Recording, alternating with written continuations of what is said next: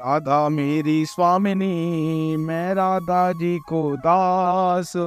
जन्म जन्म मोहे दीजियो, जो वृंदावन को वास। नमस्कार मित्रों, मैं हरिओम एस्ट्रोलॉजर आपका अपने चैनल में हार्दिक अभिनंदन करता हूं।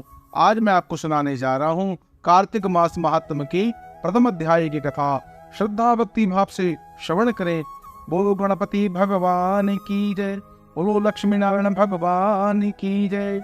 नैमिषारण्य तीर्थ में श्री सूत जी ने 88,000 शौनक आदि ऋषियों से कहा, अब मैं आपको कार्तिक मास कर कथा का विस्तार पूर्वक सुनाता हूँ, जिसका श्रवण करने से मनुष्य के सभी पाप नष्ट हो जाते हैं और अंत समय में वैकुंठ धाम की प्राप्ति होती है। सूत जी ने कहा, श्री कृष्ण जी ने अनुमति लेकर देव ऋषि नारद के चले जाने के पश्चात सत्यभामा प्रसन्न होकर भगवान से बोली। सत्यभामा ने कहा, हे प्रभु, मैं धन्य हूँ, मेरा जन्म सफल हुआ। मुझ जैसी त्रिलोक्य सुंदरी के जन्मदाता भी धन्य है, जो आपकी 16,000 स्त्रियों के बीच में आपकी परम प्यारी पत्नी बनी। मैंने आपके साथ नारद जी को यह कल्प वृक्ष आदि पुरुष को विधि पूर्वक दान में दिया, परंतु वही कल्प वृक्ष मेरे घर आंगन में लहरा रहा है। यह बात मृत्यु लोक में किसी स्त्री को ज्ञात नहीं है। हे त्रिलोकीनाथ, मैं आपसे कुछ पूछना चाहती हूँ। आप मुझे कृपा करके कार्तिक महात्म की कथा विस्तार पूर्वक सुनाइए, जिसको सुनकर मेरा हित में हो और जिसके सुनने मात्र से कल्पांत तक मैं आप मुझसे विमुख ना हो। सूत जी आगे कहने लगे, सत्यभामा के ऐसे वचन सुनकर श्री कृष्ण ने हंसते हुए सत्यभामा का हाथ पकड़ा, अपने सेवकों को वहीं रुकने के लिए कहकर विलास युक्त अपनी पत्नी को कल्प वृक्ष के नीचे ले गए। फिर हंसकर बोले। श्री कृष्ण ने कहा, हे प्रिय, 16,000 रानियों में से तुम मुझे प्राणों के समान प्यारी हो।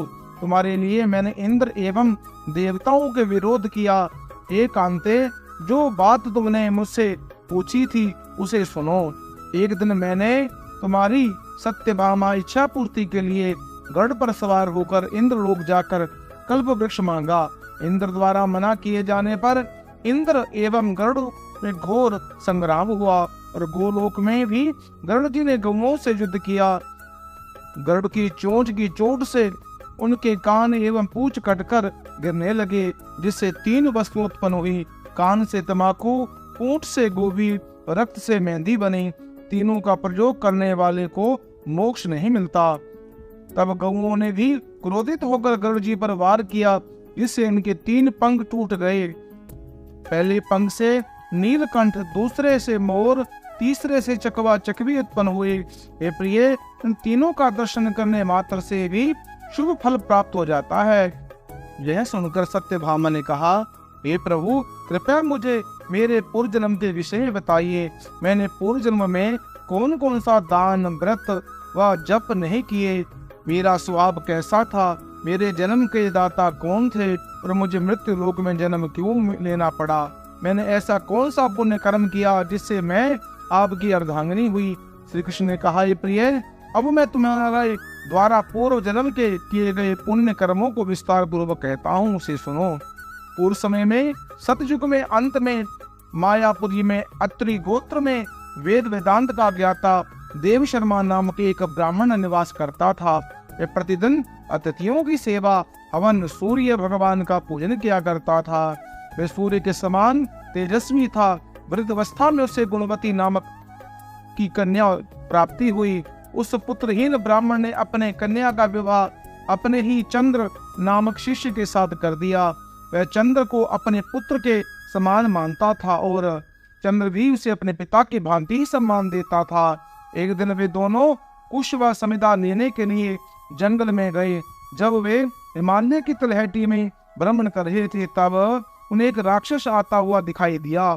उस राक्षस को देखकर भय के कारण उनके अंग स्थिर हो गए। वे वहां से भागने में असमर्थ हो गए। तब उस काल के समान राक्षस ने उन दोनों को मार डाला। चूंकि वे धर्मात्मा थे, इसलिए मेरे पार्षद हुए, मेरे वैकुंठ धाम मेरे पास आ गए। उस दोनों द्वारा आजीवन सूर्य भगवान की पूजा किए जाने के कारण मैं दोनों पर अति प्रसन्न हुआ। गणेश जी, शिव जी, सूर्य देवी इन सबकी पूजा करने वाला मनुष्य स्वर्ग को प्राप्त करता है।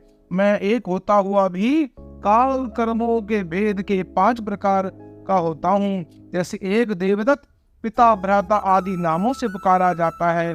जब वे दोनों विमान पर आरूढ़ होकर सूर्य के समान तेजस्वी रूपवान चंदन की माला धारण किए हुए मेरे भवन को आए, वे दिव्य भोगों का भोगने लगे। मित्रों, ये प्रथम अध्याय की यो कथा का श्रवण करता है। कार्तिक मास के उनके समस्त पाप नष्ट हो जाते हैं और भगवान लक्ष्मी नारायण की अपार कृपा प्राप्ति होती है। घर में सुख शांति का वास, धन लक्ष्मी की प्राप्ति होती है, व्यापार में वृद्धि होती है। मित्रों, इस पुण्यदायिनी कथा को आप अपने इष्ट मित्रों से शेयर करें और पुण्य के भागी बने। और अन्य कथाओं को जानने के लिए आप इस चैनल को सब्सक्राइब करें और कमेंट बॉक्स में ओम लक्ष्मी नारायण अवश्य लिखें।